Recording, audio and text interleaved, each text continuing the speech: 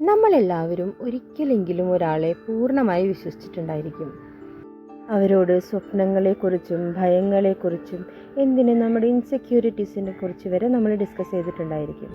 കാരണം അവർ നമുക്കൊരു safe place ആയിരുന്നു. നമ്മൾ വിചാരിച്ചത് ഒരിക്കലും അവർക്ക് നമ്മളെ വേദനിപ്പിക്കാൻ കഴിയില്ല എന്നാണ്. പക്ഷേ ജീവിതം അതെല്ലായ്പ്പോഴും അത്ര സുന്ദരമായിരിക്കണം എന്നില്ല.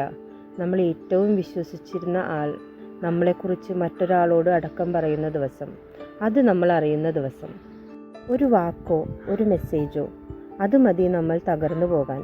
ഇങ്ങനെ ഒരാളെയാണല്ലോ ഞാൻ ഇത്രയും നാൾ വിശ്വസിച്ചത് എന്ന് ചിന്തിക്കാൻ, എനിക്കെന്ത് പറ്റി എന്ന് ആലോചിക്കാൻ. ഇങ്ങനെ ഒരവസ്ഥയെപ്പറ്റി ആയിരക്കണക്കിന് വർഷങ്ങൾക്ക് മുൻപ് ചാണക്യൻ പറഞ്ഞിട്ടുണ്ട്. വിശ്വാസം കൊടുക്കുന്നതിനേക്കാൾ മുൻപ് അവൻ്റെ സ്വഭാവം പരിശോധിക്കണം എന്നാണ് ചാണക്യൻ പറഞ്ഞത്. കാരണം ചിലർ നമ്മുടെ അടുത്ത് വരുന്നത് അവർക്ക് നമ്മളെ വേണ്ടതുകൊണ്ടാണ്, നമ്മളെ കൊണ്ട് അവർക്ക് എന്തോ ഉപകാരമുള്ളതുകൊണ്ടാണ്. മറ്റു ചിലർ നമ്മളുടെ അടുത്ത് അത്ര സ്നേഹമായിരിക്കും, നമ്മളുടെ അടുത്ത് ചിരിച്ചും കളിച്ചും ഒരുപാട് സന്തോഷമുള്ള നിമിഷങ്ങൾ നമുക്ക് അവരുടെ കൂടെ ഉണ്ടായിരിക്കും. പക്ഷേ പിന്തിരിഞ്ഞ് നമ്മളെപ്പറ്റി അവരെന്താണ് പറയുന്നതെന്നോ നമ്മളെ പിന്നിൽ നിന്നും തകർക്കുന്നുണ്ടോ എന്നോ നമുക്കറിയാൻ സാധിക്കില്ല. വേറെ ഒരു ടൈപ്പ് ആൾക്കാരുണ്ട്. അത് കേൾക്കുമ്പോൾ ചിലപ്പോൾ നിങ്ങൾക്ക് നിങ്ങളുടെ ജീവിതത്തിലെ കുറച്ച് ആൾക്കാരെ ഓർമ്മ വരാം.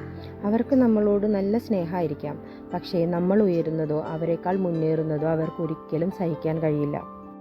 ഇന്നത്തെ ഒരു ഫാസ്റ്റ് പേസ്ഡ് യുഗത്തിൽ നമുക്ക് ചിലപ്പോൾ എല്ലാം സത്യമായിട്ട് തോന്നും. പക്ഷേ എല്ലായ്പ്പോഴും അതങ്ങനെ ആവണം എന്നില്ല. എല്ലാവരെയും സംശയിക്കണം എന്നല്ല പറഞ്ഞു വരുന്നത്. നമ്മളുടെ ആൾ ആരാണ് എന്ന് അറിയാൻ നമുക്ക് കഴിയണം.